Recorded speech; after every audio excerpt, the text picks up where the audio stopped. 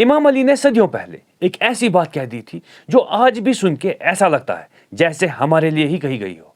इमाम अली ने हमें लोगों की 4 किस्में बताई है और आज के दौर में भी हमें अपने आसपास यही 4 किस्म के लोग नजर आते हैं और शायद हम खुद भी इन्हीं में से एक किस्म के बन चुके हैं। और आज के दौर में जहां सुबह नींद से उठो तो सोशल मीडिया पे पता चलता है कि हमारे लिए एक नया लीडर मैन्युफैक्चर हुआ है। ऐसे दौर में इमाम अली के बताए हुए इन 4 किस्म के लोगों को समझना और भी जरूरी हो जाता है।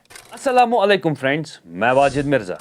पहला गिरोह वो लोग जिन्हें करप्शन, फसाद और मिसचीफ फैलाने से रोकने वाली सिर्फ 3 चीजें हैं: उनकी कमजोर शख्सियत, ताकत की कमी और माल का न होना। ये वही लोग हैं जो अक्सर अपने से ताकतवर के सामने झुक के रहते हैं लेकिन अपने से कमजोर के सामने अपनी फिरौनियत का इजहार करते हैं। अब आता है दूसरा गिरोह। ये वो लोग हैं जिन्होंने ऑलरेडी फसाद बर्पा कर दिया है। इनके अपने बदमाश प्यादे और सवार होते हैं। इन्होंने अपने नफ्स को इसी काम पर लगा दिया है और अपने दीन को जाया कर दिया है, सिर्फ माल लूटने के लिए, किसी गिरोह का सरबराह बनने के लिए या किसी मिंबर पे बुलंद होने के लिए।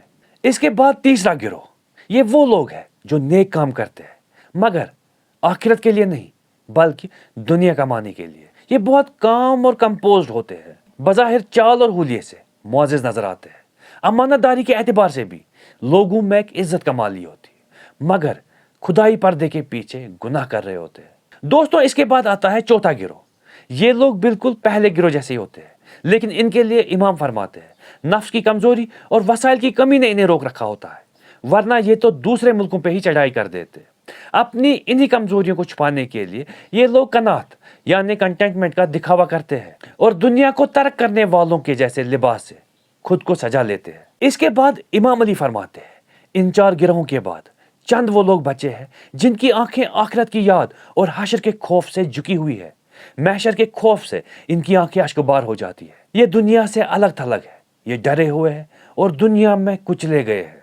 और इनमें से कुछ ने ऐसी चुप्पी साधी है कि जैसे किसी ने मुंह बांध दिए हो। लोगों को समझा समझा के थक चुके हैं।